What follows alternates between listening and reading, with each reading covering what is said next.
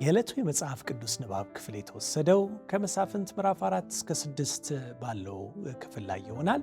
ሰላማችን እግዚአብሔር በሚል ርዕስ የጌዲዮንን ታሪክ በአጭር እናያለን። ጌዲዮን በፍርሃት ተደብቆ በነበረበት ስፍራ እግዚአብሔር ራሱን በገለጠለትና የተገለጠለትም የእግዚአብሔር መልአክ ፊት መሆኑን በተረዳ ጊዜ ወዮልኝ ብሎ ፈራ። እግዚአብሔር ግን ሰላም ላንተ ይሁን፣ አትፍራ፣ አትሞትም አለው። ይህን ጊዜ ነበር መሠዊያ ሰርቶ ያህዌ ሻሎም እግዚአብሔር ሰላም ብሎ የጠራው። በእርግጥም ኃጢአት በፈጠረን በውዱ አምላካችንና በእኛ መካከል የነበረውን ግንኙነት እንዲበላሽ አደረገ። የእግዚአብሔር ልጆች የነበርነውን የእግዚአብሔር ጠላቶች አደረገ። ይሁን እንጂ ይህንን የፈረሰ ግንኙነት ለማደስ ኃጢአታችን ያመጣብንን ጠላትነት ለማስወገድ የሰላሙ ሕፃን ኢየሱስ በመካከላችን ተወለደ።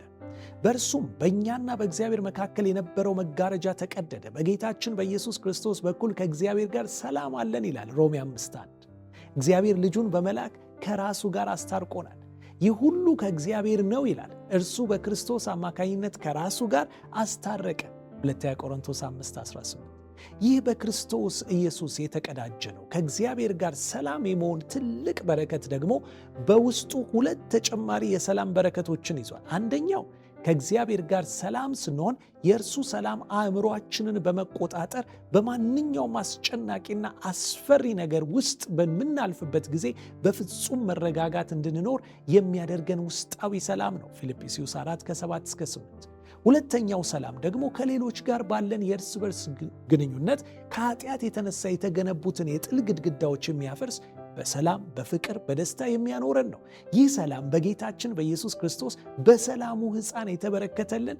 ሐዋርያው ጳውሎስ ደግሞ እንዲህ በማለት የሚገልጸው ነው። ሁለቱን አንድ ያደረገ የሚለያየውን የጥል ግድግዳ ያፈረሰ ሰላማችን እርሱ ነውና ይላል ኤፌሶን ምዕራፍ 2:14። አዎ አንደኛ ሰላማችን በሆነው በጌታችን በኢየሱስ ክርስቶስ ከመለኮት ጋር በመታረቅ ሰላም እናገኛለን። ሁለተኛ ከራሳችን ጋር በመታረቅ የውስጥ ሰላምን መቀዳጀት እንችላለን።